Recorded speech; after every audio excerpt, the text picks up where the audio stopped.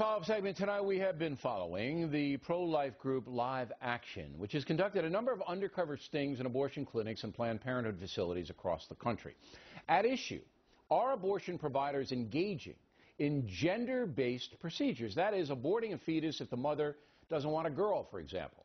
The latest sting in Arizona. Actually, I'm trying to get pregnant. Okay. I just want to terminate this pregnancy because of the gender. Like I said, because don't tell us that. We don't want to know, because one of the things on here says, yeah. Oh, I didn't see the word. Yeah, it says that you are not doing this because of race or sex. Oh. Oh, I initialed everything without reading. No, that's fine. That's better, because okay. There's a. So I just shouldn't say that anymore. Yeah, don't say that. Wait, why? Because state law says we cannot do a termination on somebody just because of race and gender. All right, so what the woman should have done, as soon as that undercover person said, I want to abort the fetus because of a gender, she said, look, you have to leave. We don't do that. Obviously, she didn't. Now, that clinic is in Phoenix. Another sting conducted in Tucson, pretty much the same result. The two clinics are both members of the National Abortion Federation, which has close ties to Planned Parenthood. Joining us now from San Francisco, Dr. Mary Davenport, the president of a pro-life physicians group. Let's talk about the business of abortion. What's the National Abortion Federation? I never heard of that before today. What is that? Well, the National Abortion Federation is a trade group of some 440 clinics that provide abortions in the U.S. So they're a business association, and they lobby at the federal and state level for basically loosening abortion regulations and having a favorable business climate for abortion and increasing, you know. Okay, are they tied to Planned Parenthood?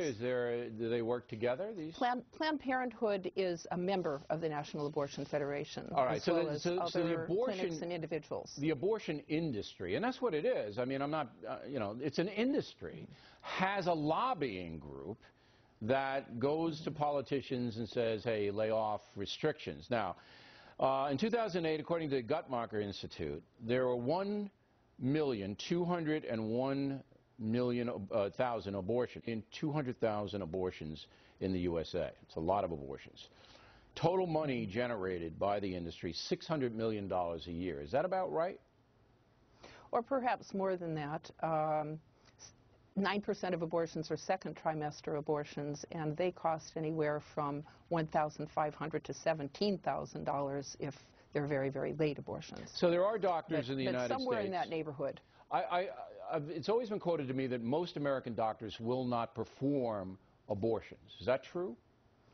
If we're talking about OBGYNs, the majority don't perform abortions. Do you know what the stat is? Do you have a percentage on it? The last time we did a survey on that was in the 1990s, but it was something like 40% of OBGYNs would do abortions, but most of them didn't. And I think that's still true. All right, I would like to know. I think another study needs to be done on that. Okay, but there are enough doctors who will do it, and some of the doctors, their whole practice is abortion, correct? Yes. As we saw out in Kansas with Tiller and those kind of guys that just do it. Now, on gender-based abortion, we now have 3 pieces of videotape in abortion clinics where the counselor says, you know, just don't tell me. Do you believe that this is what's going on all over the place? I think it happens in certain communities more than others.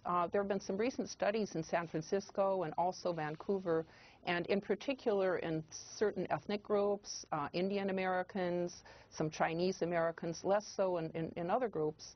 But there are some groups that really, really want to have a boy, and especially the second and the third child, if they have 2 girls, they will do sex selection abortions, and in a lot of states, it's perfectly legal. Okay, in some states it's legal, in some states it isn't. So in California, somebody wouldn't have to conceal that. They could just say. Right, and in Arizona, where we just showed the tape, it is against the law. But, you know, look, this is what's going on. And then when you have the underage thing, who the father is, if the father is over 18, it's got to be reported. It isn't being reported, on and on and on. It just seems to me, doctor, and I know you're a pro-life person, so it's a loaded question, but I'm going to give it to you anyway. It seems to be an unsavory thing that I just get the feeling this whole industry, I don't know. How do you see it?